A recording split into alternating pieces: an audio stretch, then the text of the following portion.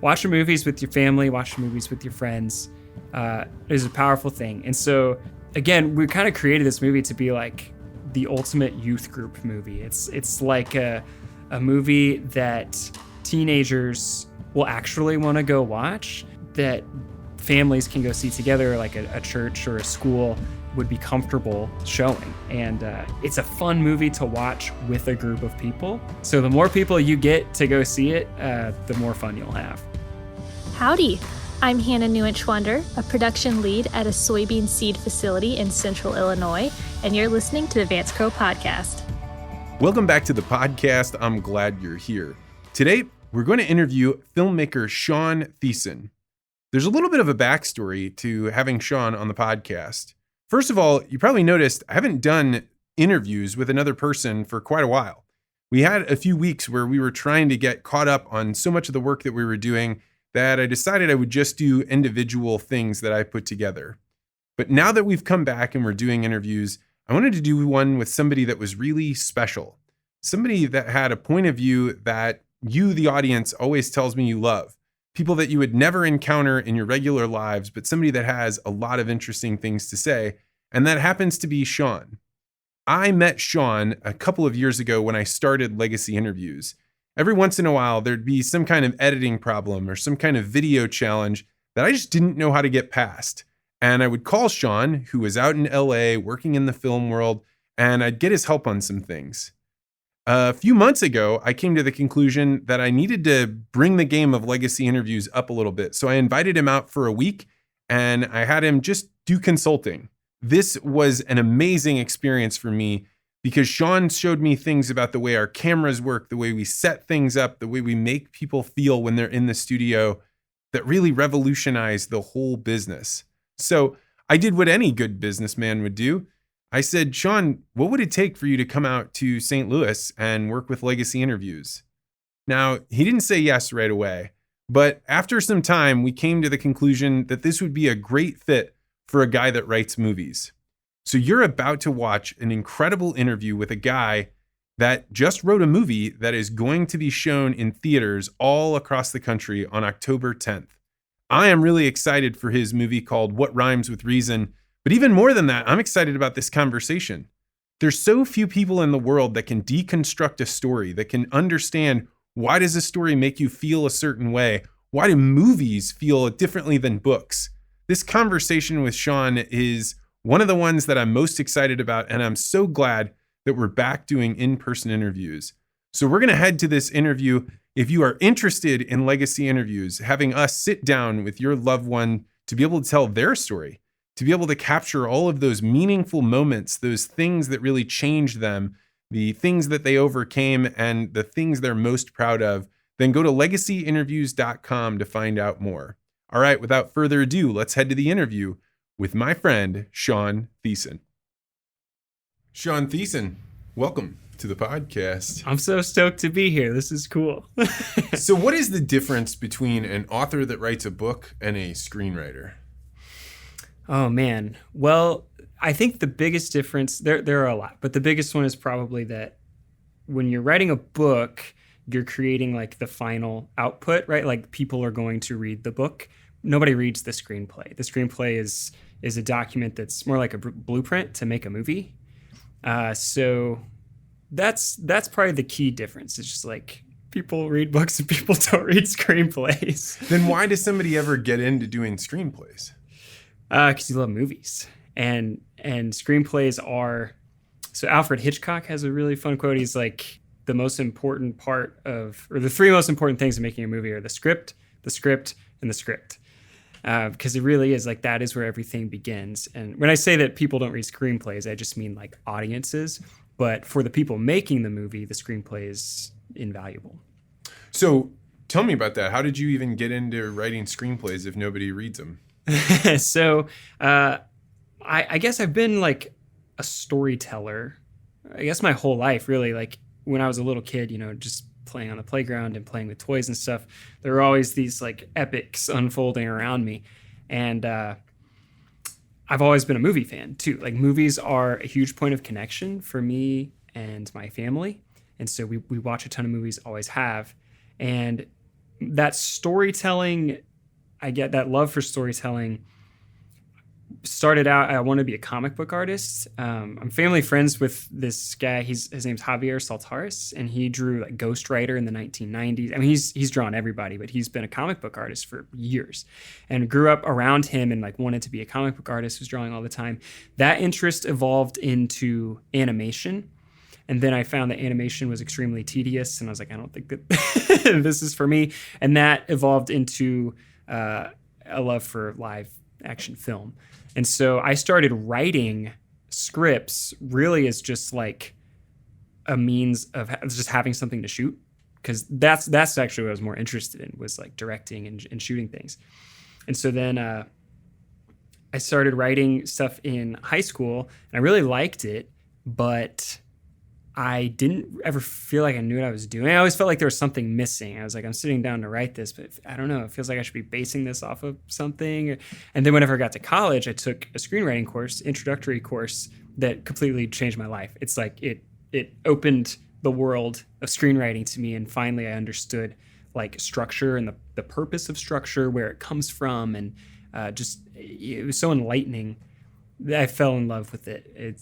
I really, really, really enjoy it. I think most people's perspective, or at least mine, would be that you go to write a screenplay, you write the character's name, colon, and then what they say. And maybe there's like a line above it that says scene, a dark, seedy pub. Right. What else is there? No, you got it. That's pretty much it. No, I mean, really, that is kind of like the basics of it. The actual like page that you're looking at, you have your scene heading. Sometimes they call it a slug line, and it denotes where you are. So it starts with interior, exterior, and then where you are, and then the time of day or night. And these are purely like functions for producers when they're breaking down the script, like what does this scene need to be, right? And for anyone else reading the script, like what is this? And then from there, you have like your action descriptions. So that's describing like what characters are doing, what you're seeing and hearing. And then you have dialogue when characters are speaking. And that's essentially it. I mean, there's supers and stuff like whenever you superimpose a title or something, there's like little stuff that comes up here and there that deviates from that. But basically that's it. And so when you talk about this structure, where does that come in? So structure... This is a huge conversation, and people talk about this. People write books about this, right? And like the most common thing that we're used to talking about probably is like 3-act structure. Like probably most people have heard of that, and that's what most like Hollywood movies are. It's just beginning, middle, and end. And like there are different ways to do structure. And to me, like I'm a proponent of structure is born out of character, and like the way that a character needs to get from point A to point B. Basically, like you have a character who they believe one thing at the beginning of the movie, and by the end they're gonna believe something different, or they're not, and you're gonna see what the effect of them not changing was, right? And so its stories are about change, right? And whether that change is good or bad, it just depends. But over the course of that change, you have it'd probably be easier if I use like an example. So you have a movie like Shrek, right? Shrek is like a very well-structured movie, right? So you have Shrek, who at the beginning, all he wants is to live in his swamp, and he doesn't want to be around anybody else. But then he is forced into a situation where in order to have that goal, like his swamp gets invaded, right, by all these creatures, fairy tale creatures, because they've been kicked out of their homes. So in order for him to get what he wants, his swamp back, he has to go on this journey that brings him out of his swamp. And the whole time he's sort of like caught in the tension between like wanting to just be by himself in his swamp and like opening his heart up to like friendships and love. And by the end of what you'd probably call like the second act, he gets his swamp back, but he's not happy. And so now he has to make a choice. Am I going to hold on to like what I thought that I wanted, or am I going to make a choice that brings me into like a new normal, I guess? I think that change is the thing that makes us all so addicted to stories, right? Like totally. We want to know, like, oh, what were they faced with? Like, and then how can I apply whatever that change is to me? And do I agree with their decisions? Would I have done the same thing? Yeah. Did I fail in this way as well? Mm-hmm. I think so too. It's empathy, right? It's stories, watching movies, reading books, or whatever. It's an exploration of other people, but it's also an exploration of ourselves. It's like wish fulfillment. Like I love the Harry Potter movies because, especially as you go and he gets older and the situations become darker, you're like, could I do that? Like, could I be as brave as Harry? You know? And like you start relating that to your own life. And so like it's escapism, you know, but it's also like something you can carry into reality, which I think is cool. Yeah, and there's also something like with Harry Potter is a good example. He was like this forgotten child, and like, you know, somebody came and took him to where he rightfully belonged and that he was special. That's something that every little kid kind of feels, right? Like, I'm special, right? Like maybe those aren't my parents, and maybe if somebody really knew and could train me in how to be more special, to be this wizard that I know is inside of me. Mm-hmm. But it's funny because it's so far from reality, and yet it's like totally tied into the connection with being human, being like who we are. Absolutely. And I kind of think, this is just how I think about it, with stuff like Harry Potter, Star Wars, Lord of the Rings, these things have created these like really extravagant worlds that are so unlike our own. They're more than ours, right? I think that there's a draw to that for the same reason that we have like a draw to ideas of like religion. You know, it's this sense that there is like this world beyond our own, that like where we're living here on Earth, like, isn't good enough. We're like longing for this other sort of life. And I think that stuff like Harry Potter, Lord of the Rings, and Star Wars like kind of taps into that and sort of gives us a glimpse of like a reality that's like higher than our own. What do you think is different about watching a movie versus reading a book? With a book, of course, like you're imagining everything in your head. So you get to interpret the story that's being laid out. With a movie, that story is kind of being interpreted for you. There's still interpretation to do, but like it's a much more like physical experience, right? It's like you can see it, you can hear it. To me, it's more visceral, and it's more sensory than reading a book is, which I really, really like. I just think that there's like such power in it, and it's also like, doesn't have to be, but like the cinema is a communal experience, and like you can have a book club, or you can like read aloud to other people, I guess, to have a communal experience, but it's not the same. And by the way, I love books and I love reading. I think that's awesome, but that to me is kind of the difference. You're unique in that many times I think people put themselves in the position where they're like, oh, I like books better. I like the imagination part of it.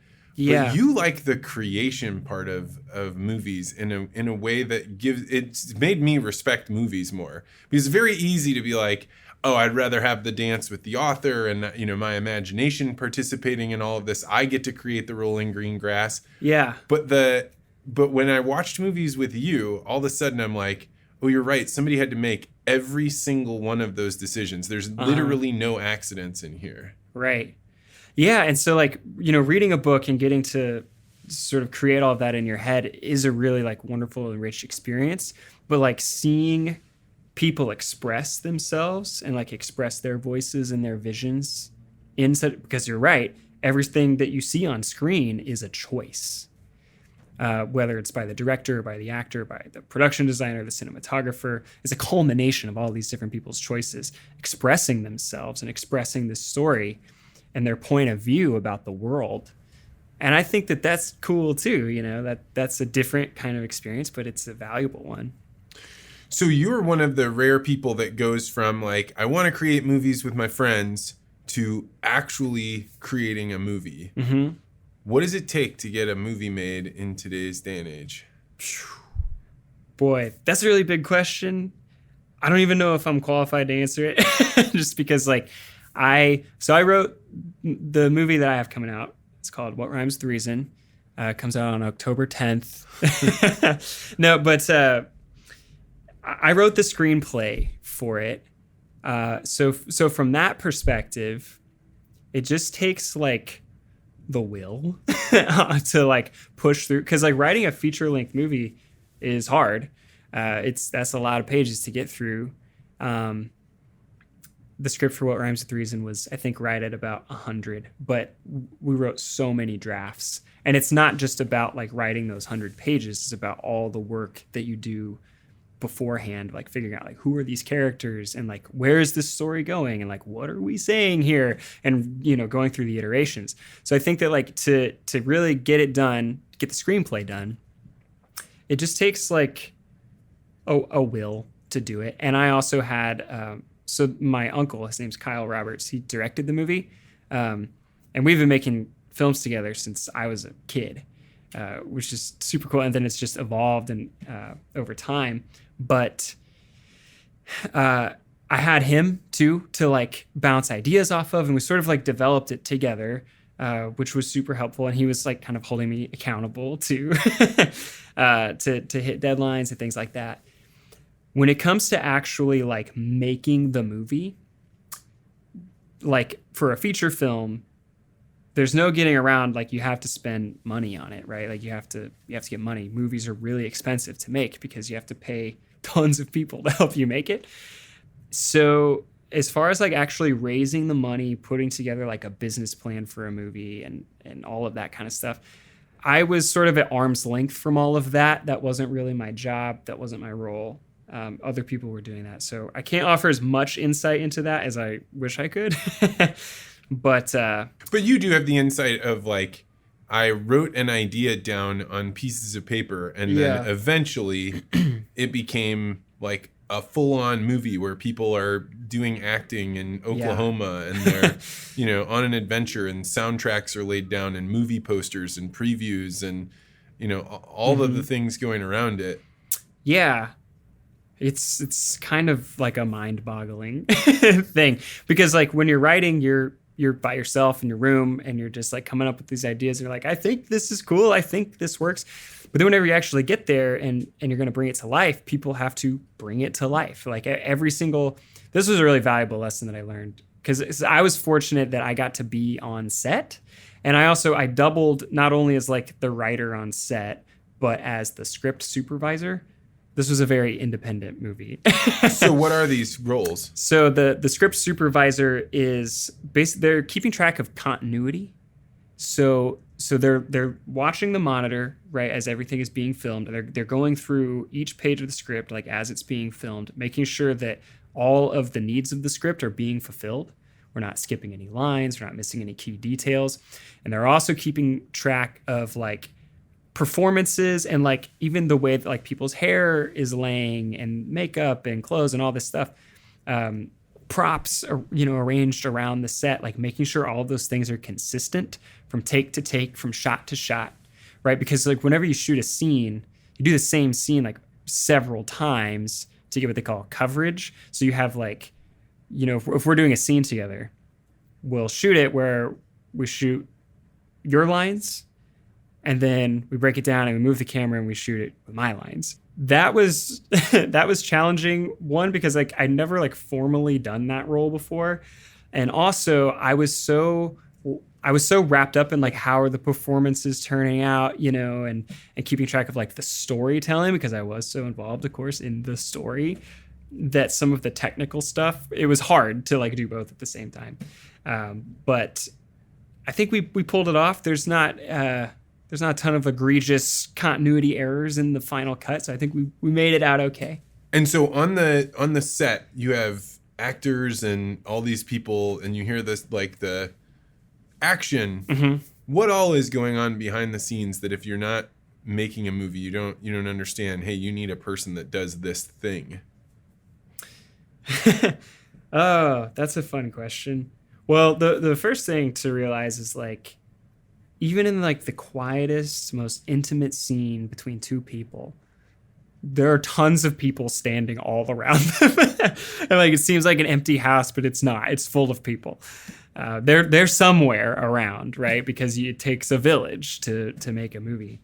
Makeup and hair and wardrobe, like these things, you shouldn't notice them, and like you shouldn't really notice the cinematography or the editing because you're wrapped up in the story. But like someone, like going back to that thing about choices and making decisions, like someone is making choices about every single little thing, like every shirt that everyone is wearing in the movie, and like the way everyone's hair is styled, and like, do they have dirt on their face? How much? Does the amount of dirt on their face change over time? And it's like people are keeping track of that. And like I was keeping track of some of that, but I have to shout out to like the makeup and hair and wardrobe departments, because like they were all really, really good about keeping track of their own continuity. And they had all of that, like how dirty people are supposed to be and stuff mapped out across the movie. It's crazy. So let's talk about it. Why are people getting dirty in your movie? Tell me about what rhymes with reason. Yeah, that was a great segue. So What Rhymes with Reason is a coming-of-age adventure film about this kid named Jesse Brandt, who he's a high school senior, and he has a tragedy in his life that sends him and his friends on this quest into the Oklahoma wilderness to find this mythical location. And this quest was something that his dad left for him.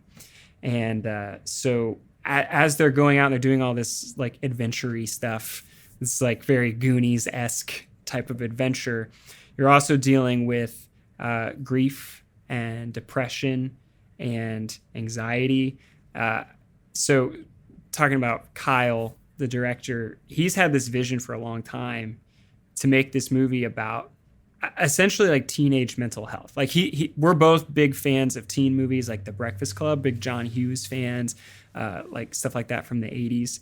And so there's a lot of that influence in there, but we wanted to make something that was timeless and timely, something that addresses like social media, something that addresses the epidemic of depression and anxiety that especially teenagers are going through today because of this changing world that we're living in. People are so inundated with technology and comparison and 24-hour news cycles and all of these like existential threats around us. So that was the goal, is to like make a movie that is fun to watch and accessible, but also does dig into some of these heavier themes. Because again, going back to stuff like The Breakfast Club, that's what that movie is to me, is like, that movie is a blast to watch. It's so fun. It's funny. It's relatable. It's goofy, but it has some very real moments. We were talking about Brian, the Anthony Michael Hall's character, is talking about like he was contemplating killing himself, in The Breakfast Club. Yeah, you don't think about that, do you? Right, but You're like right. That's a part of that movie. And that's a part of our movie too, is the main character, Jesse, wrestling with suicidal thoughts. But we wanted to treat that in a way that was cinematic. So when I say that, I mean that was visual, but not in a graphic way at all. We wanted something that like was accessible to younger people, where we're talking about this, but we're not doing it in such a graphic way that it's going to be violent or ham-fisted, right? Yeah, like I can think of right. all those silly like after-school specials where like Right. people are overwrought, or you think of the Saved by the Bell dealing with drug addiction. It was so Yeah. ham-fisted that it was a joke, right? It Right, was right, like, right. Yes, and so Kyle uses this expression a lot. He wants to earn the right to be heard, specifically from teenagers, or by teenagers, I guess. And so that was our goal the whole time, is like, how do we be real but still be approachable and not so dark, that like parents are afraid to let their kids watch this movie. And so an interesting thing about that, we got rated by the Motion Picture Association. The movie is PG-13 for thematic content because it goes there, right? And did you know going in, like, were you like, we're shooting for a PG-13? Like, how does this work? No. Well, so I don't know. We were kind of conflicted about it, honestly, because I really thought the movie was going to be PG. To me, it plays like a PG movie, but I guess because, it brings up some of those heavier topics, they decided unanimously that it was going to be PG-13. So we were kind of surprised, and we were like, oh man, is this going to turn people off? Is this going to make parents afraid to let their kids see it or take their kids? The movie also has like, we can get into this in a second, but the movie has like a little bit of like a faith angle on it. And so we're like, are churches and youth groups going to be afraid to bring their congregations or youth groups to the movie because it's PG-13? But we got approved by, there's this organization, dove.org. I don't know if you're familiar with this.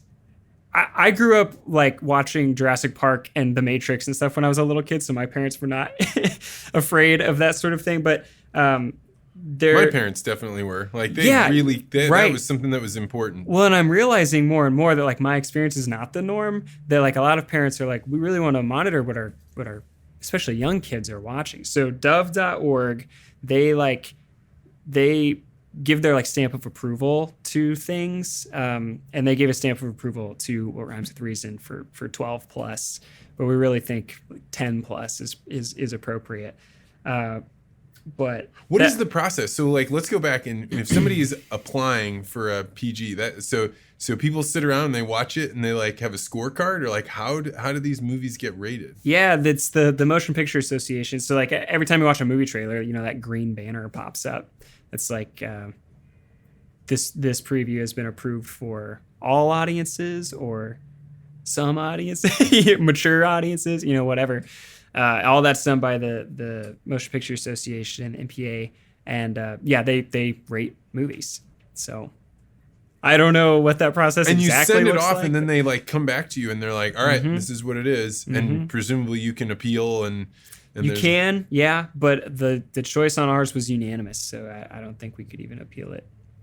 Maybe they did appeal it. I don't remember, but in any case, it didn't let's work. talk about the faith angle, because like, my initial thing is like, oh no, this is going to be a Christian movie. Same. And not because I'm like anti-Christian, but because Right. oftentimes those subjects are handled really ham-fistedly, right? Right. Where you're like, all right, or the movies just aren't done well, right? They're just like not good movies. Yeah. I want to disclaim what I'm going to say here. Everything has its place. There are a lot of movies, I agree with you, like that I do not care for personally. It doesn't speak to me. There are some people who love that stuff, and so to each their own. But that said, I set out, Kyle and I both set out to make the movie that, like, to me is like the movie that I wanted when I was in high school. So we were kind of talking about this the other day, but I'm a huge fan of the band Switchfoot, and they're playing in St. Louis in a few days, actually. I didn't know that. Trying to go see them. Yeah. I would probably go to that. Yeah. We'll talk about that later. But anyway, so Switchfoot, I've always loved them because they were like not a Christian band, but like a band of Christians. And so their faith like came through in their music, but so did their doubt. They were like very real. All their music is very honest, but it's uplifting too.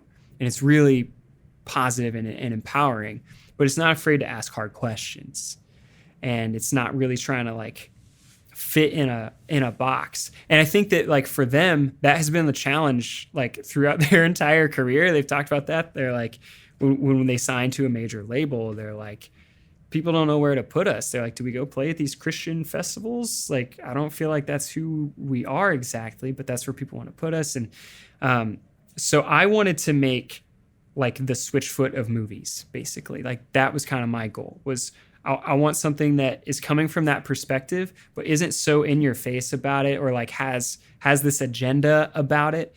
It's just natural in it because that's the perspective that the story is coming from. So that was kind of like my approach to it. And we sort of encountered the same, like the Switchfoot problem. We sort of encountered that when we were trying to raise money for the movie. So they're like, people are like, what is this? And Kyle finally came up with describing it as faith adjacent because like it has elements of faith in it. It is coming from that perspective. It is positive. It is uplifting and life affirming, but it's not a, we're going to pray our problems away kind of movie. And so people had a hard time grasping, like, what is this movie? You know, when we're talking to investors, I mean, like, what is this? Where does this belong?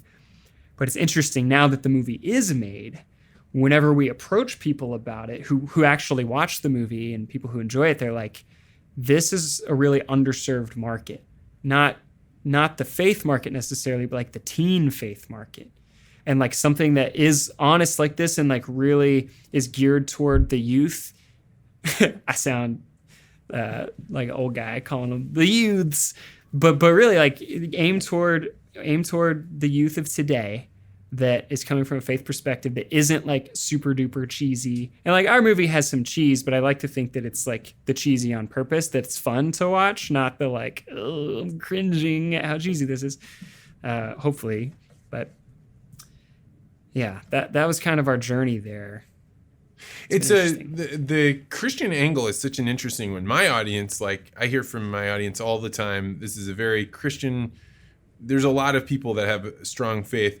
But when you start talking about that with general people, right, you'll get warnings about like, hey, just don't bring that up. Yeah. Or I was talking to my buddy the other day, Sean Newman, who has this podcast, and he's exploring his faith. So he's been interviewing all kinds of ministers and people that just have different backgrounds.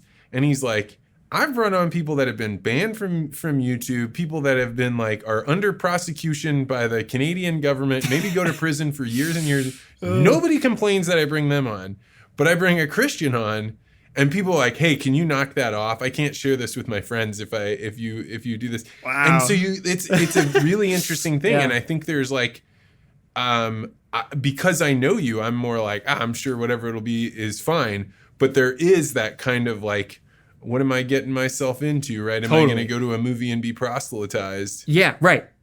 That's the perfect word for it. That has been like, that's the uphill battle that we're climbing. But I will say, so we premiered the movie in June at Dead Center Film Festival in Oklahoma City, and got comments from several people who were not Christians, not people of faith or whatever, who were like, hey, I really liked the movie. Those elements, like, were there. I could tell that they were there, but I didn't feel like I was being preached to. And they're like, I really appreciated that. And I was like, great, that was the goal the whole time. Was because of course that's going to be there, but like, I'm not a preacher and that's not what I'm here to do. I didn't want to make a cinematic sermon. You know, that's not what anybody here wanted to do. We wanted to actually tell a story, and tell a story that, one of the things about stories that are so great to me is like, you're going to bring yourself to it. When a good story invites you to bring yourself to it and bring your own life experience to it and relate to it and engage with it and draw your own conclusions about it. And so we didn't want to wrap everything up in this like totally neat bow where it's like, well, everyone's happy now. It's like, there is sort of like a bittersweetness to the ending of the movie, but that's life, right? And like, we didn't want to shy away from life. That like hard things happen and like they can continue to be difficult for a long time. Like if you experience a loss, even if you're a teenager, you know, even if you're like, you're too young for it, but it comes for you anyway, that happens. And that can hurt, and that can hurt for a long time. But whenever you have a community of people around you and you face it, it can get better in time. And like that was kind of I guess what we were trying to say with it. So, you know, I was watching Almost Famous not that long ago. It's one of my favorite movies. And the character played by Philip Seymour Hoffman. Yeah. You know, so he's in that movie. He just has these like little bit parts. But in one of them, he says like, oh man, the artists are all the people that have, you know, been hurt, and we're not cool. We have to suffer, and that's why we're able to create this art. What suffering have you endured that's enabled you to create great art? Oh man, well, I don't know. I have lived a privileged life. I have. I'm really thankful for that. But so the hardships, I guess. My parents got divorced whenever I was 16, and that was like was a bombshell for sure. Like that was a big one. That really that made an impact. That's probably the most difficult thing that I've ever gone through, was coming to terms with that. And you know, I think that, so I have not personally experienced like bouts of like suicidal thoughts or anything like that. Never anything that was like a serious consideration of something like that. But I know people that have, and like we did some interviews with lots of people from different walks of life about different mental health struggles. And that was really enlightening to try and like bring some truth and reality to the story that we were telling, to the characters in it. I did a couple of years ago experience a panic attack, and is the first one ever. And I'm in my late 20s at this point, and I'm having my first panic attack. And that was like a really weird, I didn't know what was happening. I was like crying uncontrollably and like hyperventilating, and I could get it under control for a second, and then it would just come back. And I was like, what is going on? And that was terrible. I never want that to happen again. But it was also insightful. It was like, now I know what this is. And so it happens to a character in our movie. And so writing that scene and doing the scene on the day, and the actress Katie who does it is unbelievable. But in crafting that moment, I had like the context of that experience. And so, yeah. Man, panic attacks, like there've been a couple of times. So I had a very close friend in graduate school have several of them. Mm-hmm. And if somebody had told me about them, I'd have been like, yeah, okay, just like get yourself together, man. Right. Like just stop. Right. Yep. But like I watched them, and this dude was a hard dude. He was like he was a serious man. And when he was having that panic attack, he was indistinguishable from him having a massive heart attack. Yeah. And like the sweat was real, the breathing was real, the like clutching yourself. And I see this increasing in society, and to the extent that you're like, hey, this is a subject we need to cover in a movie because it's so ubiquitous, and most of the teens that are watching movies don't have this, right? The things they're being exposed to have somebody recognize it in a real and authentic way. Mm-hmm. What do you think is going on in culture that is making this happen more frequently? Well, it's really easy to point fingers at social media, and I don't think that's totally off base. I don't think that social media is like the devil or anything. I don't think it's inherently bad, but I think that it offers an opportunity for young people, really anybody, to like constantly be comparing themselves to others, which I don't think is healthy. Like, and you can do that at high school or whatever, but this is on a whole other level. And you're getting like the highlight reels of people's lives that you're like, well, why am I not, on vacation in Mexico? Like, why don't I have a boyfriend or a girlfriend, or, why don't I have a cute dog? Like whatever, and why aren't I in that good a shape? So that I think has an effect. I also think that like the way that we interact with social media like actually affects the chemistry in our brains, like dopamine overload, right? And like throwing off your dopamine baseline. I think that probably a lot of kids who are depressed, like that is part of it. That's probably a big part of it. And it's really, really hard to break out of those cycles, especially like, when it's hard as an adult to break out of the social media cycle if you're in it. But as a kid, when it's like, I remember when I was a teenager and like all my friends were getting cell phones and I didn't have one. It's like, I don't even know what I'm going to do with a cell phone, but I need one. And like, same with like fashion, like all these kids are wearing these cool clothes and I'm in these rags. Like I need those clothes so that I can fit in, right? It's like that sense of identity still being formed, and you're trying to find ways to fit in. And so like if all your friends are on social media, all your friends are, Snapchat and Instagram and TikTok and all this stuff, and you don't have it, like you're gonna feel alienated, even if you're actually healthier for it. You know what I mean? Well, and when I talk with for dads all the time, I'm talking about parenting, and one of my questions, I think everybody asks this, like, well, when are you giving the kids a cell phone? How's that all going? Yeah. And almost universally, they say the same thing, which is, well, all the other kids had them, and by us keeping them away from our kids, then they were left out of things. Right. And it's funny because somebody has to be the first one to give their kids this cell phone. Mm-hmm. But like the truth is, like, the parents are saying, I have empathy for my child, or I don't want them to be left out. Yeah. And like, it seems like we're by giving kids access to social media and cell phones, it's like creating a pipe that's going into the Garden of Eden, where you should be like slowly walking towards the tree of good and evil, where you're kind of beginning to understand. But social media like just plunks that thing right in there, and you can see the whole world and compare yourself to other people's little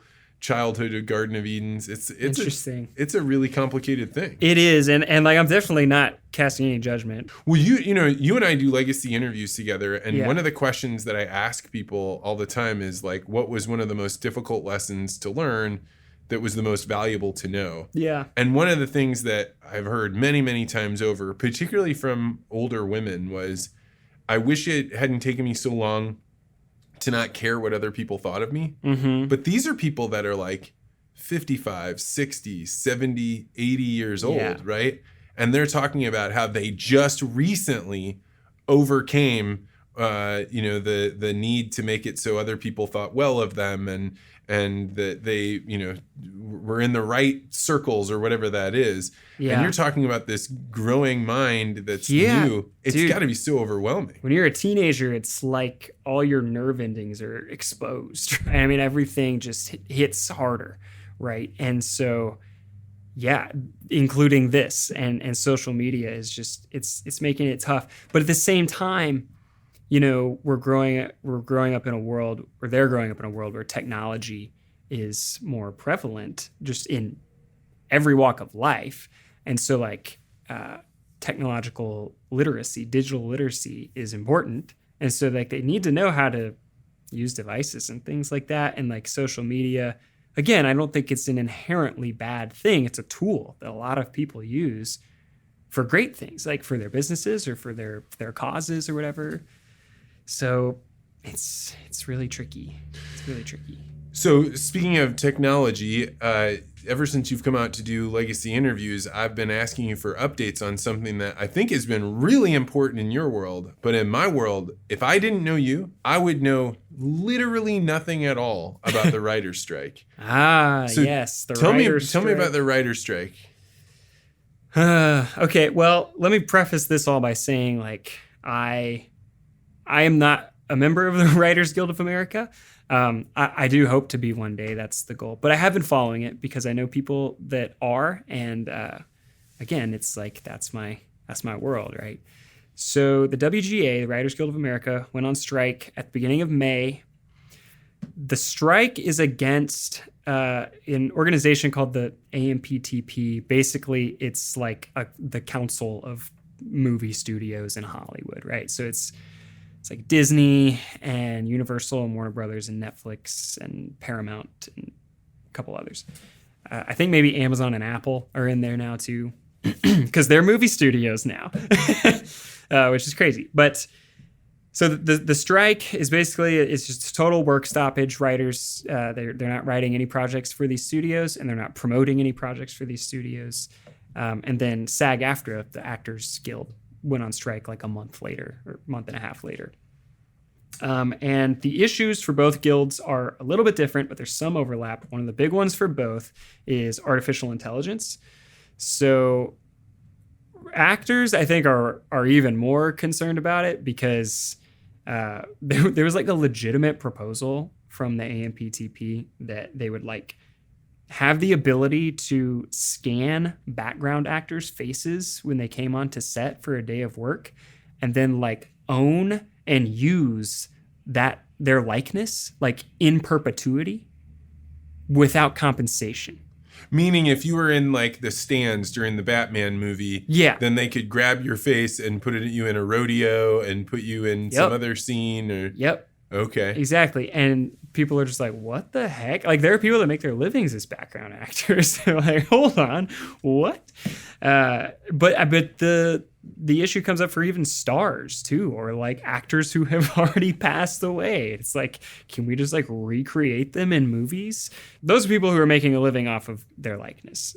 For writers, it's more about like, I don't know. There are lots of different ways to use AI. I don't think AI can write a feature-length screenplay right now. It might get to the point where it can. I don't know that it will ever be able to do as good a job of a person, but that's another conversation. But it can be used to like develop concepts and all this kind of stuff. And so it's like we just need to create some guidelines here. Like how are we going to regulate this in a way that makes sense, that protects artists?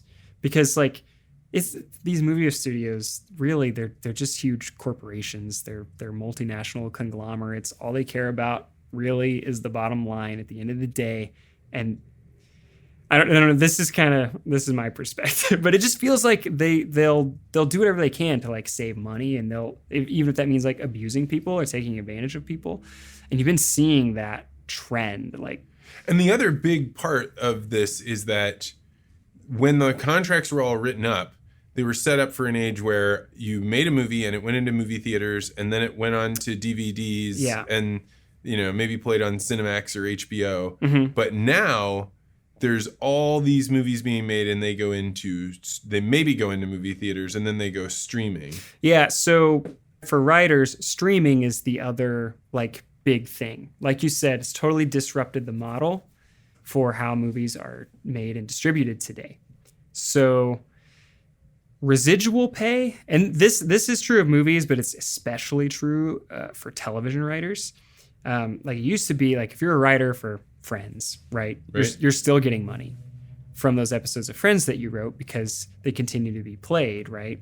And so like that's how you continue to earn a living in your downtime, like when you're between, because you're a freelancer, right? So when you're between seasons or you're between shows, like you can continue to get paychecks from the work that is still being shown out there, right? Which I think makes sense. But with streaming, like they're not transparent about those numbers, and like the residual deals are different and they're much worse. And so like it's much less of a meritocracy. So like if you write an episode of like Stranger Things or Wednesday or like, one of these like mega hits that everyone in the world is watching on Netflix, you're not necessarily being compensated in the way that you should. Like you're not being paid more because your work was popular. And so like that that really like de-incentivizes good work, first of all. But it also is like, well, these streamers are clearly making loads of money from these projects. So like, where's this breakdown happening? Like, where are you just keeping that money for yourself? Like, how is this? This doesn't seem right. And this is not how things have been done for like decades, right? So that's part of the problem there. The WGA is also talking about like minimum staffing requirements for shows and minimum like work periods for shows. So like, because with streaming, a lot of times, almost all the time, the seasons are shorter than they were back in like the network broadcast days, where it used to be like 24 episodes a season for every show. It's not really like that anymore. So writers don't get to write as many episodes. They just don't stick around as long. And so they're like, we're not making as much money. And then we go into this like period where this in-between period, and we're still not making as much money because the residuals are worse. So we can't support ourselves. But so it's funny because this strike's been going on. It's not like when airline pilots strike and the planes stop flying, right? Like right. Everybody's still been watching their streaming shows. The TV's still running. So when does this start to like squeeze people? Well, it's already starting. we don't really know. We don't have a good look at like the studio's books, right? We don't know how long they can last. I know, like, I have a lot of friends in Los Angeles who are not working, and it's hard. I think the WGA is trying to appeal to the state of California to allow striking workers to get unemployment benefits. I just read something about this. But I think that, like, we're really going to feel it this fall. Like, you every day you're seeing like more movies getting pushed because actors aren't around to promote them. Yeah, they're not even allowed to do anything because they're on strike. So normally they'd be going to movie premieres and sitting on panels and doing interviews with media. And doing like the Jimmy Fallon like late night thing. But those shows aren't running either. So like we're not going to be getting new episodes of those kinds of shows. Like the fall season, like if you are someone who still watches like any network TV shows, like they just won't be there in the fall. Probably starting now that it's after Labor Day. So yeah, I guess it is the fall just about, right? Yeah. So yeah, we're already feeling that. It's crazy. Expect to see a lot more reality TV shows in the coming months. Yeah, there'll be a whole bunch of American Ninja Warrior and I stranded my wife on a beach and we'll see if she was faithful kind of shows. Yeah, right. Which is, I don't really even want to get into that. I don't have a high opinion of reality TV. I did some work in reality TV when I was in LA, and I was like, I don't know, felt kind of grimy being there. So speaking of LA, you were living out in LA. Whenever you hear it talked about on Joe Rogan or any of these shows, they're all like, LA is burning down. It's horrible. What is it? What was it like out there? I really like Los Angeles personally. I enjoyed living there a lot, but it's like anywhere, like it has pros and cons. And the cons of LA are the cost of living. It's very crowded. And in the film industry, like it's a very saturated market. And I think too, like people kind of have this image of Hollywood in their heads. And I think it's an outdated image. That was kind of my experience. I miss it. I miss my friends there probably more than anything. I don't miss the traffic. I don't miss how much my rent was. And what are your friends saying about how life is now that all this stuff has come to a grinding halt with the strikes? Yeah, I mean, it's hard. Like some of my friends have been able to get by still. Like some of them, they found other types of day jobs. I have a friend who's like a very successful makeup artist, but she does like modeling shoots and stuff like that. So she's not super reliant on film. But yeah, it's tough. Like I have a few friends who work in writers' rooms who are just not working, not getting paid. It's tough. And you came out to St. Louis from LA to join Legacy Interviews. So, like, what has your experience been like? First of all, why'd you do it, and what have you found since you came here? It's been really good. Working for Legacy Interviews is like definitely the opportunity that I needed, that I do need right now. It's so cool to hear the stories that I get to hear. I really enjoy that. It's great. So my family is from Springfield, Missouri. So I'm only 3 hours away from them now instead of like halfway across the country, which is great. I really enjoy that. I enjoy being in a city that is like, St. Louis feels, well, it's way less crowded for one, but it feels like hungrier in a way. I think. This is super interesting. I feel this way about Oklahoma City as well, which is where we shot What Rhymes with Reason. And these cities have chips on their shoulders, I think, because they tend to get overlooked by the quote unquote coastal elites. You know what I mean? And there's a little bit of like a chip on the shoulder. Like, that's cool. That's a different kind of energy. There's a ton of energy in LA too. But it's a different kind of energy. And this is cool. Like, it feels like there's building happening here. Missouri recently passed a film tax credit. So basically, that's why like lots of movies shoot in California, in Atlanta, like in the state of Georgia. That's why they shot Ozark in Georgia and not. Yes, exactly. Yeah. If you've ever wondered, like, well, why wouldn't they just shoot it where it's set? It's because Georgia has an incredible tax incentive program. So it's like every dollar that you spend in Georgia on like Georgia labor, you get however many cents on the dollar back from the state. And Georgia is exceptional in that there's no cap on it. That's why like all the Marvel movies and stuff shoot there, because they can spend like millions and millions of dollars and get that tax advantage. Seems to be working out for them, I guess. So, but it's cool. So Missouri has one now. It's not as extravagant or lavish as Georgia's, but it exists again. So that's exciting. Hopefully like more production starts coming to Missouri.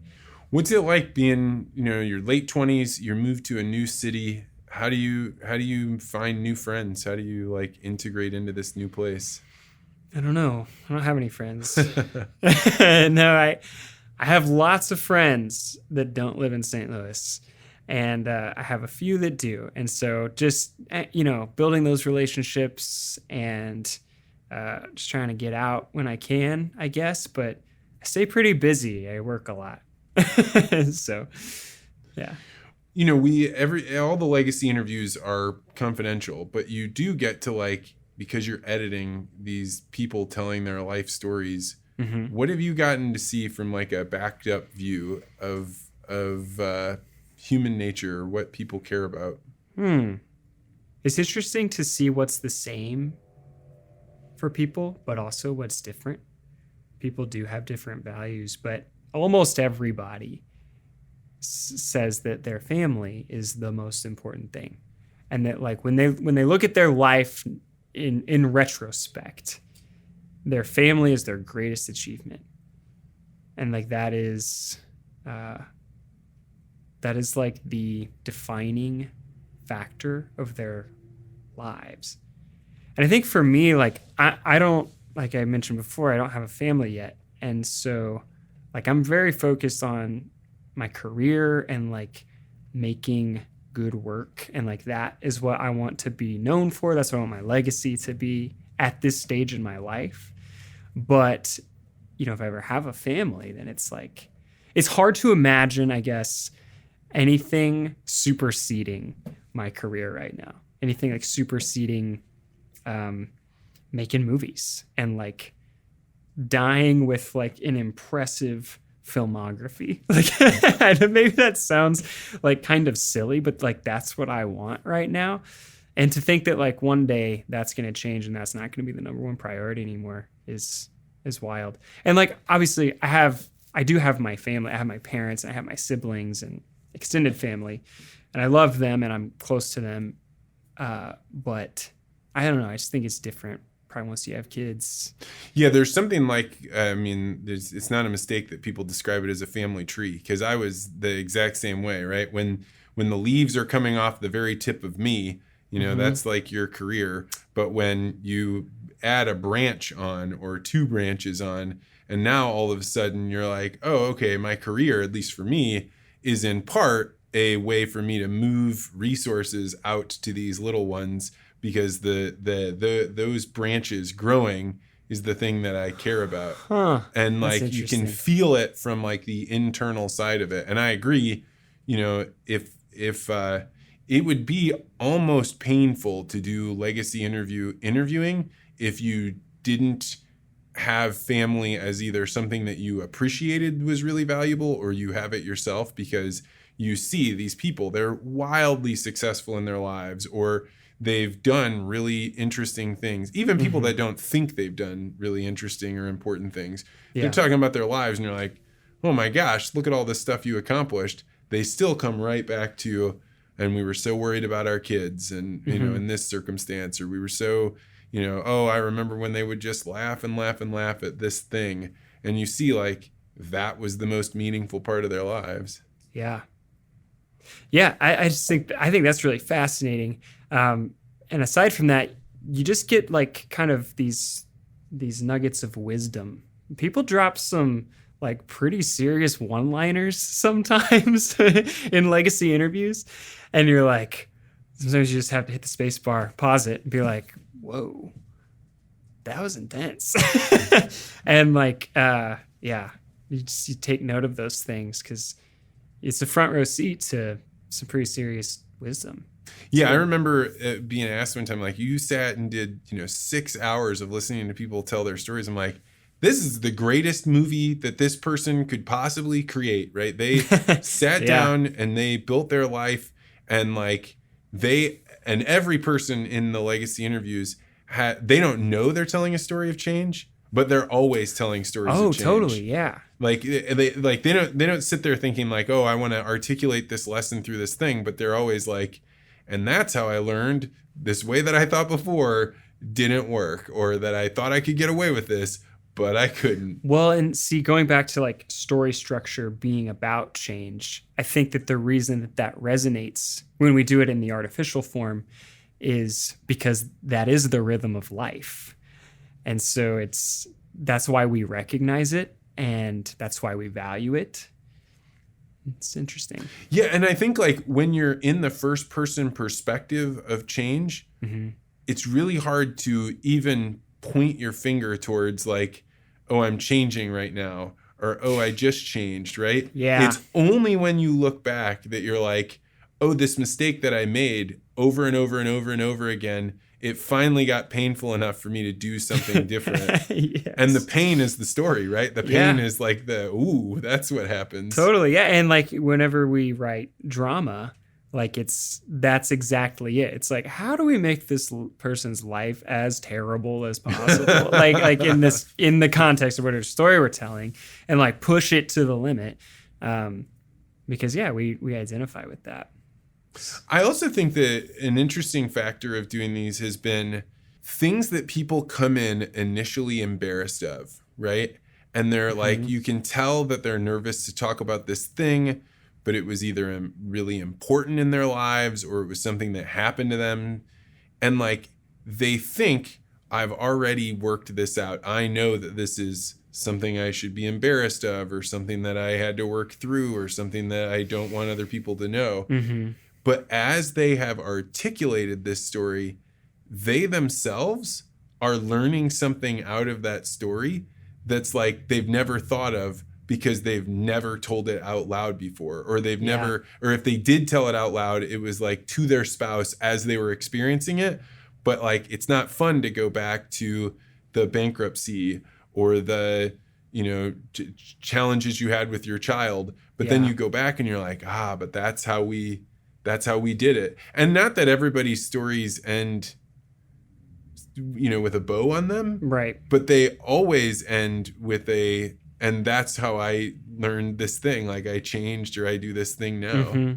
Yeah. People always kind of, at least from what I've seen, like people always kind of have like a lesson learned from even the hardest times. And they can sort of see, you kind of see it happening on their faces sometimes, like putting the pieces together, like you said, connecting the dots, and realizing, I guess, like how this trying experience sort of brought them to where they are. I never really thought about it, but like, it's funny because I'll ask questions when things get a little heavy, right? And you need to like bring it up. I'll ask, tell me about a joyful time, or tell me about a time, when things were going great. Like they really struggle. Like if you're like, oh, tell me about a time when everything was joyful and going well. Yeah, that is totally true. They say all the time, like, oh, we had them, but I'm trying to think of one. Yeah, or like, how do I just pick one? Because you're just sort of cycling through all these like blurry amalgamation of happiness from different times. It's like I'm sort of blending like all these Christmases and things together in my head. Yeah, but the one Christmas where things all went haywire and you're like, ooh, that one went bad. Yeah. You are able to pick that out. That you remember. That's super interesting. I had never thought of that until now. I wonder if that's because like in our brains, like as we're going through life, it's like kind of like touching the stove, right? It's like you touch the stove once and you're like, oh gosh, I can't do that again. Right. And I think when we experience pain, even if it's more complex types of pain, our brains, that like digs into our brain because we're like, we need to avoid this. We can't do this again. Yeah, because when you experience pain, your brain is like, what do I need to do to make it stop?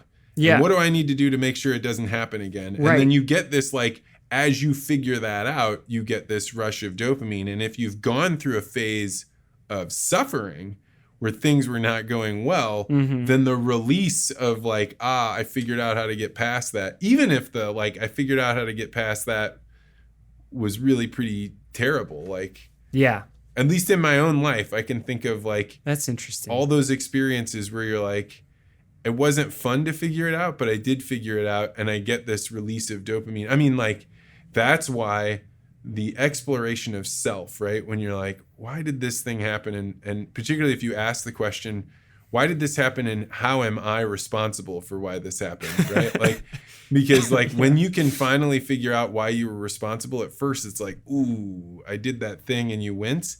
But then you have the like, okay, well, at least now I know. But it is hard to go have that level of self-reflection because you have to experience the pain and you're not sure you're going to get that big dopamine rush from discovery. Yeah. Yeah. And that's probably like, this is fascinating. I think maybe that's like a reason, at least for myself, like I'm sometimes hesitant to do things that I know are good for me or that I suspect will be good for me because there isn't a guarantee. And you're like, I don't know, this is going to be painful. What if it doesn't pay off in the way that I want? Then it's just like pain for nothing. Yeah, but I we're think constantly like making those calculations. Somewhere always like digging deep enough, like you know, we were joking before the interview started about like what was going to be my opening question, and you and I joked about like, well, it could be about the worst breakups you ever had, right? But those breakups, like when you really look back on them, there is something where you're like, not necessarily that you did wrong, but like, where did this not match up? And when did I stop noticing? Like, when was I being naive? When did I not see what I needed to see? And in a breakup, like it can be years before you're able to like look back on that experience and be like, oh, she was cheating on me that whole time. And I just didn't know. But I should have known, and by learning that hard lesson, then it doesn't happen again. Yeah, hopefully. Yeah. Yeah, no, totally. Self-reflection, kind of a big deal. How do you write about self-reflection in a screenplay so that the audience knows there's an internal dialogue going on? Interesting question. So like with What Rhymes Threeson, I'll use that as an example. So the main character, he's in a bout of depression and he is experiencing suicidal thoughts. So we're like, okay, how do we show that? Like without him just talking about it, or like, you know, you could jump to the cliches of, you know, he could, I don't know, have a dream sequence or something like that, or you know, be like pick up like a bottle of pills or something, and he's you know, but that's like, again, talking about like we don't want to be that on the nose about it. That feels really dark. That feels a little insensitive. It feels a little cliche. So like, how are we going to do this? And what we came up with was he basically has these moments where he's sort of like is transported out of whatever, you know, situation he's in, and he's just in this like dark void. And there is a locker. So like in the beginning of the movie, you see at his school, there's a locker of a classmate that took his own life. And, you know, it's like decorated, you know, with notes from friends and all this stuff. When Jesse, the main character, goes to the void, he sees the same locker, but it's his photo. And that was kind of a breakthrough. I think that it works. We've gotten some good feedback about it, but it's a way to show like this is on his mind without saying it, you know, or without being like graphic or violent or explicit, you know what I mean? And so you're kind of putting those pieces together. And that was our way of showing that.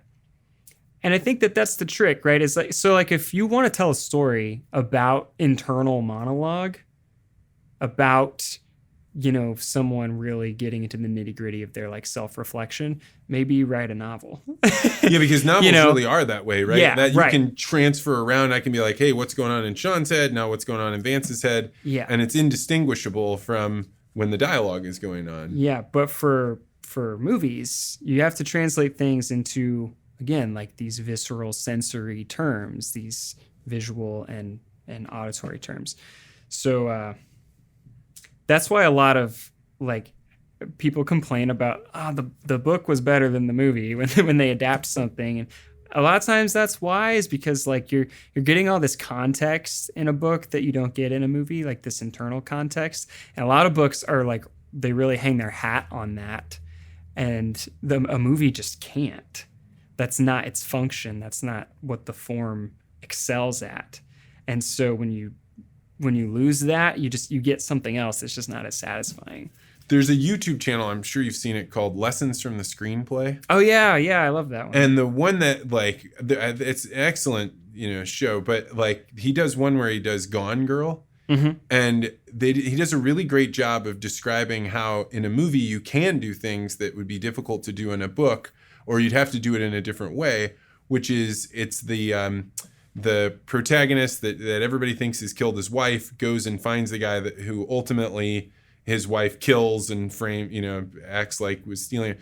But he says, the movie wants to show that there is a big divide between them. Mm-hmm. And the way that they do it is he comes to his front door, and instead of him opening the gate that's between them, he leaves it shut and they talk through the gate, right? So there's like a very physical thing there. Mm-hmm. And it was really striking to me because so much of that goes on in movies, and I'm sure you perceive it. Yeah. But you are not having the actual dialogue with yourself like, oh, he didn't open the screen, therefore there's something between them, but you feel it in the same way that you do in real life. Like if I'm sitting here, right, like with my arms crossed, you maybe don't even necessarily, now you do, but like you might not have noticed that I was doing it, but you'd be like, man, Vance feels really closed off and cold today. Yeah, totally. Yeah. Body language and yeah, just the visual language of movies is fascinating. John Carpenter, director, he directed like Halloween and Big Trouble in Little China and like all these classic movies. But he said movies is just, it's making the mental physical, which is very simple, but it's pretty profound. And it's totally true. That's the trick of it, right? And like that's hopefully what we did in What Rhymes with Reason. But yeah, that is the trick. So you have talked about wanting to have, a whole filmography. Do you want to be in one genre? Do you have like a certain type of movie, or what is it that you would like to be creating? It's funny that you ask that, because that's like whenever you tell people you're a screenwriter, at least in LA, this was the case. You mention you're a screenwriter, people are like, oh, what kind of stuff do you write? Because people want to put other people in boxes, right? We want to put everything into boxes. And what I ended up telling people is like I like kids fighting monsters, and that is a lot of what I have written, kind of like Stranger Things-esque stuff, and I love E.T. and I love Jurassic Park and things like this. But I think it is really broader than that, though. For me, I don't really have a great answer. I think coming of age stories are something that I always gravitate toward, but that's not always with kids or teenagers. I think we've talked about this, and you kind of see it in legacy interviews too. It's like people are always coming of age, because in every phase of life, like you think you've got it licked, and then something else happens and you're like, oh, I've never done this before. Never been a parent, never been a grandparent, never sent a kid to school. Like you're constantly evolved. I've never been fired before. That came out of nowhere. I've never been single as a 55-year-old man. Yeah, right. Exactly. So you're always coming of age. And so I think that interests me. That interests me a lot. As far as genre, I like everything, and I kind of want to do a little bit of everything. I like to have fun though when I'm watching movies. Like I can appreciate anything, but at the end of the day, I like fun. Watching movies with you is unlike any experience I've ever had with another person in that you are so free to laugh. Even if I've walked past a room when you're watching a movie and I've heard you laughing to yourself, which I think is rare. But when you're with somebody else, you're like sitting there laughing, and like, I don't know if it's just not my culture or what, but like something has to be really funny for me to laugh out loud. Yeah.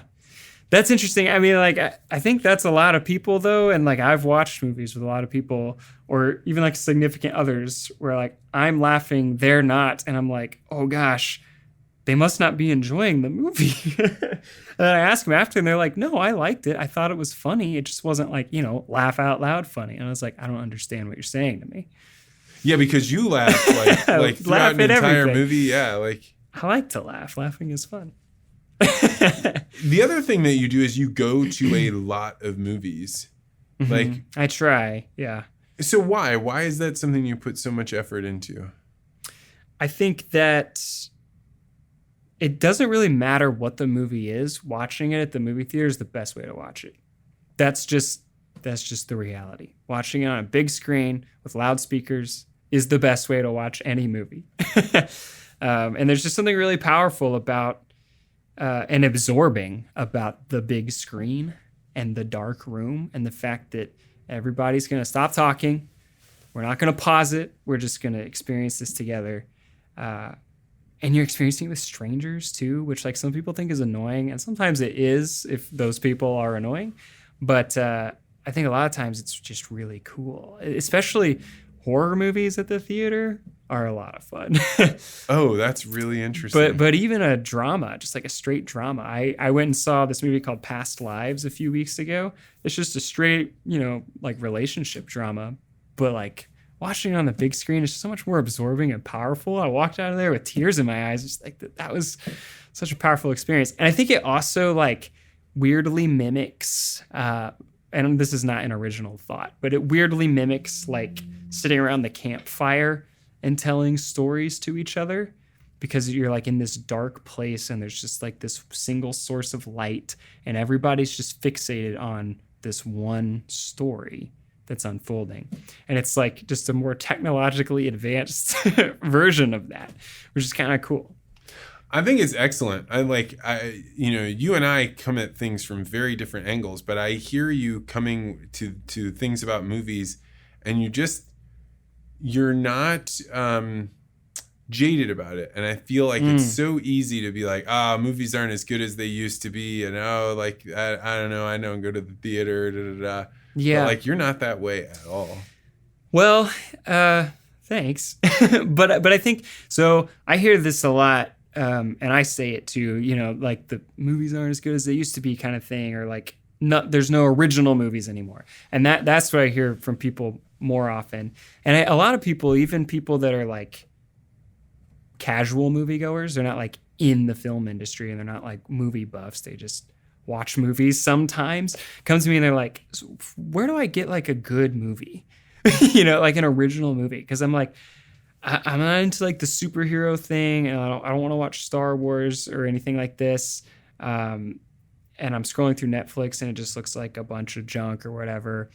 Like where do I get a good movie? And the thing is, like, there are lots of really good movies and really original movies being made, but it takes a little bit of work to go find them, right? Because like what we see is like the superheroes and the space epics and Fast and the Furious and all this stuff, because that's where the marketing dollars are. There's like hundreds of millions of marketing dollars, like making sure that we're aware of these things. But then you have movies like Past Lives, which I just mentioned, which not a ton of people saw, but is to me like one of the best movies of the year, and very original and very powerful story. So it takes a little bit of effort to go and find these things, but they are there. And I want to circle that back to What Rhymes with Reason too, just a little plug. Like Our movie comes out in the theater for one night only on October 10th. It's being released through Fathom Events, which is Fathom Events is like a partnership between AMC, Regal, and Cinemark theaters. It's basically a way for them to like fill their theaters, but they show lots of like classic movies, they show lots of animation, and they show inspirational films, which is the category that our movie falls under. And it is an event. It is one night only, but the theatrical experience is really valuable, and supporting independent films at the theater is really valuable. And if you are a person who's like, I'm tired of the same old Hollywood garbage or whatever, or I'm just looking for something original, money is the only thing that Hollywood, that's the only language that they speak, right? So it's like the way that you make a change is by changing what you support, and supporting independent films is a way for those things to become more viable.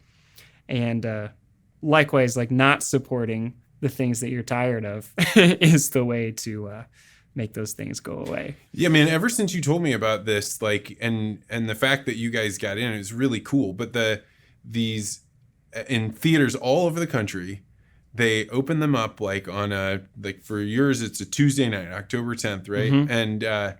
And like, hey, we're going to play this movie all over the country. And, you know, people can find tickets to it, and people can go to this movie that would not otherwise see, and they'd have to wait for it to come out on streaming, and then it'd be buried among a bunch of things.